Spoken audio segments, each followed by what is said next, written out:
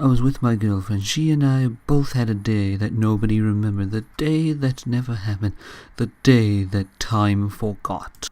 The night started off normally. We decided that we would go explore an abandoned building that was near us. So we went. It was an abandoned insane asylum, and the events that happened that night, let's just say it led to an experience. The night started off normally. We decided that we would go explore an abandoned building that was near us. So we went. It was an abandoned insane asylum, and the events that happened that night, let's just say it led to an experience.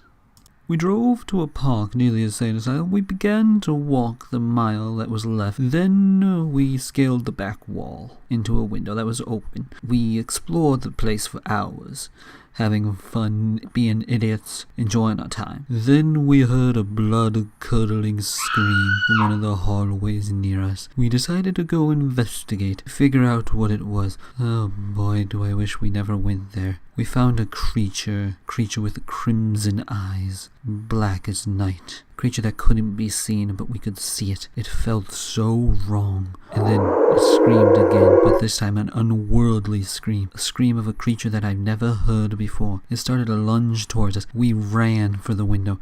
We ran like we never ran before. Faster than ever. We ran like our lives depended on it. We ran to the car. We got in the car and just booked it out of there. We didn't stop until we got home. Then, after we got home, we locked all the doors and windows.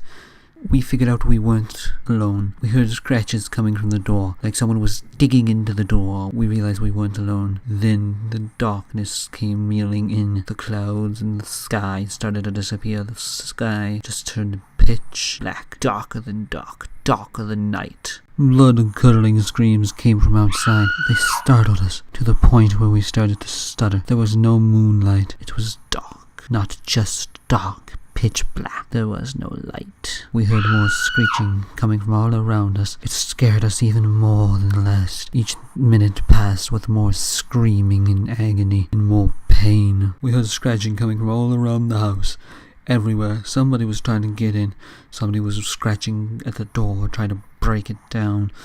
We heard slamming. Then I decided to go look out the window to the back door. Then I regret that the most.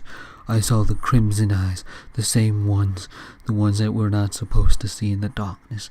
The eyes in the darkness that we know are there, but we're not supposed to see. And I regret it every single day. It just haunts me to this day. After I noticed I saw him, it just walked away. The narc just started to disappear. Everything went back to normal, or so we thought. We decided to go outside and take a look. We walked around the neighborhood, and all the directions where we heard screams, there was nobody there. Every house that had claw marks on them, no one was there. There was nothing there. We asked our neighbors and asked if the person who lived there was okay, and they said that no one was ever there. No one lived there. Half the houses in the neighborhood were always empty, but I remember the people.